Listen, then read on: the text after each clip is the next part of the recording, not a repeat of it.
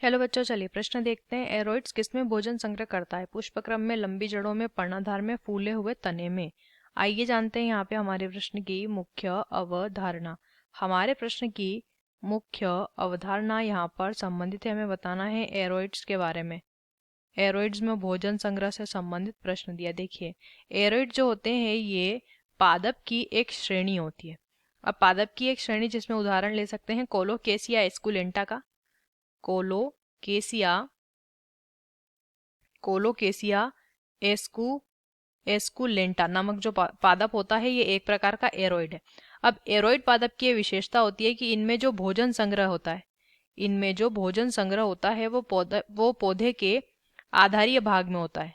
पौधे के आधारीय, यह हम इनका गुण देख रहे हैं, पौधे के आधारीय भाग में ये प्रक्रिया होती है।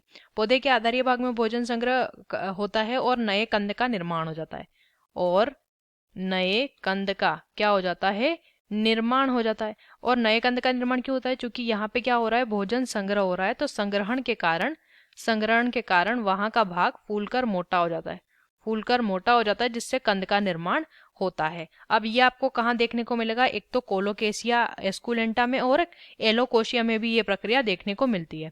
तो ये जो भोजन संग्रह ये कहाँ हो रहा है? उसके आधारीय भाग में, यानी कि तने में और तना फूलकर मोटा हो जाता है। तो उत्तर हो जाता है फूले हुए तने में। पुष्पक्रम में भोजन संग्रह यहाँ नहीं होता है, नहीं लंबी जड़ों में, नहीं पर्णाधार में। तो हमारे प्रश्न का जो सही उत्तर है वो कौन सा हो जाता है? विकल्प डी। आशा करते हैं आपको इस प्रश्न का उत्तर समझ आया होगा। धन्यवाद।